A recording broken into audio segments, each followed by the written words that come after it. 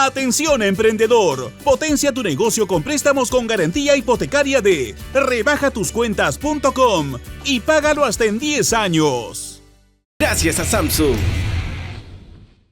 Esta semana causó estupor, mucha pena, por supuesto, y rechazo total el asesinato de un candidato presidencial en Ecuador. Fernando Villavicencio fue asesinado el miércoles último.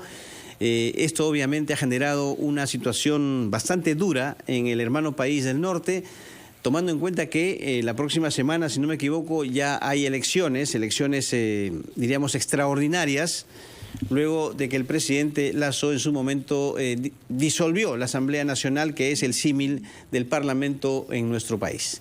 Bueno, tenemos la visita de Ramiro Escobar, un destacado periodista, conocedor de temas internacionales, docente en la Universidad Católica, columnista del Diario La República, y por supuesto vamos a hablar de este tema. ¿Qué tal, Ramiro? ¿Cómo está? ¿Cómo te va? Le agradezco por la visita. Estamos también con Carlos González desde Trujillo. Bueno, un saludo para Carlos. Ramiro, a ver, se trata de una situación bastante dura, difícil. ¿Cuál cree usted que han sido las causas de este hecho que todos rechazamos? Han habido varias hipótesis, ¿cierto? Hemos leído que Rafael Correa está detrás de todo esto, o las investigaciones que ha hecho el mismo Villavicencio en su condición de periodista. Él dijo justamente hace poco que iba a revelar hechos graves, ¿no?, en los próximos días. Al final no lo pudo hacer. Pero, ¿cómo analiza el contexto de esta situación previa? Bueno, Ecuador, para comenzar, es un país que tristemente está sumido en una crisis de seguridad ciudadana muy fuerte. Increíble, diría yo, luego de ser un país relativamente tranquilo, ahora son los países con más alta tasa de homicidios, por ejemplo, ¿no? Ramiro, solo un paréntesis. ¿La situación es más crítica que en el Perú, de inseguridad? Sumamente más crítica. Es un nivel que no te puedes imaginar, Carlos. O sea, los homicidios han aumentado más o menos en 500%.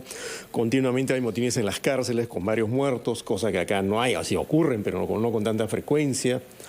Hay casos de sicariato. Claro, acá ese es un problema también, es muy frecuente acá. Pero ahí son casos criminales más vinculados a grupos del crimen organizado vinculados, todo indica, a los grandes cárteles mexicanos de la droga, como el cártel de Jalisco. Entonces es una cosa invivible que varios amigos ecuatorianos me comentan, no había sucedido nunca en el país. Yo mismo he estado en el Ecuador varias veces y no recuerdo haberme sentido tan inseguro en las calles ni haber escuchado de tantos asaltos. Incluso creo que la situación de Ecuador, antes de que esto ocurriera, aproximadamente hace unos 5 años, era mejor que la de acá, incluso hoy, ¿no?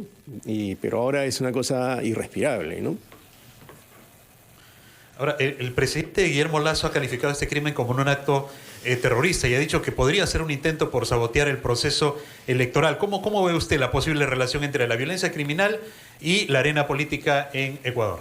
Lo que pasa es que en los países donde el crimen organizado se instala con fuerza y tiene, digamos, una suerte de árbol de influencia, trata obviamente de penetrar el sistema político, ¿no? Y eso es lo que creo que ha estado pasando en Ecuador.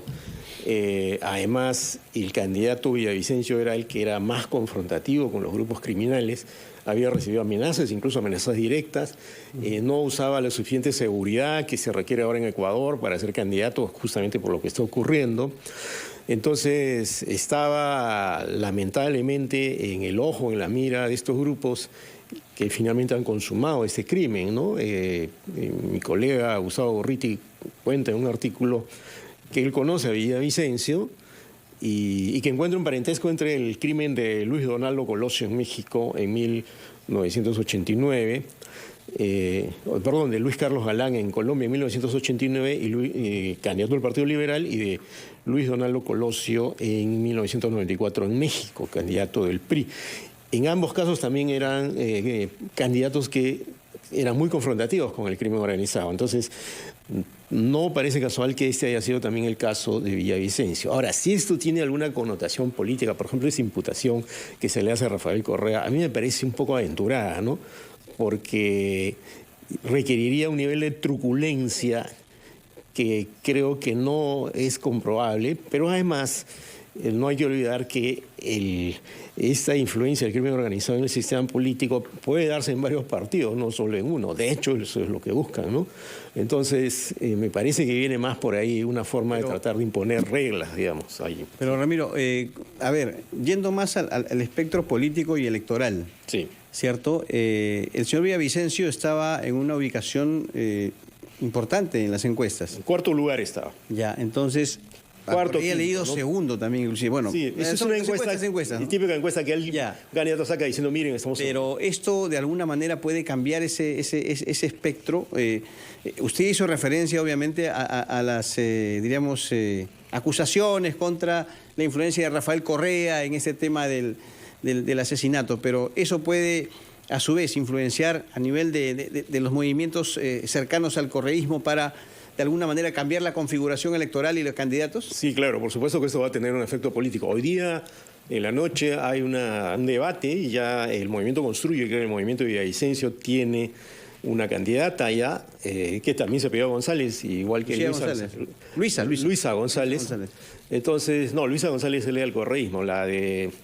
el Movimiento Construye es otra, pero se apellida González también, que era la vicepresidenta, es una ingeniera ambientalista.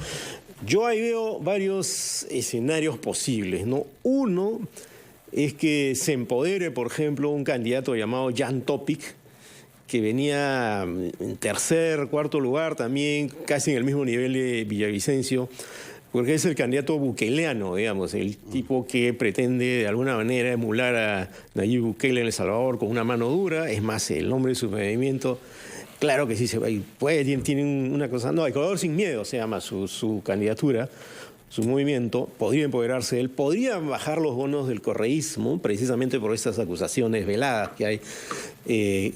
Correa presionó e imputó judicialmente a Villavicencio por unas investigaciones que él hizo, y Villavicencio se tuvo que refugiar en la Amazonía ecuatoriana para no ser cancelado y esperar que prescriban sus acusaciones. Entonces sí podría ocurrir que algunas personas colijan, a pesar de que no hay pruebas contundentes de que el correísmo está detrás de este crimen, ¿no?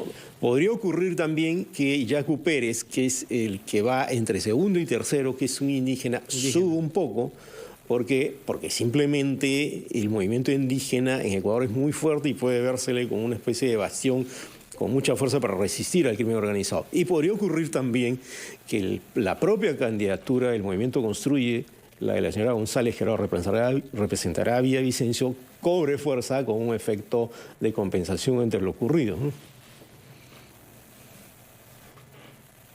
Carlos.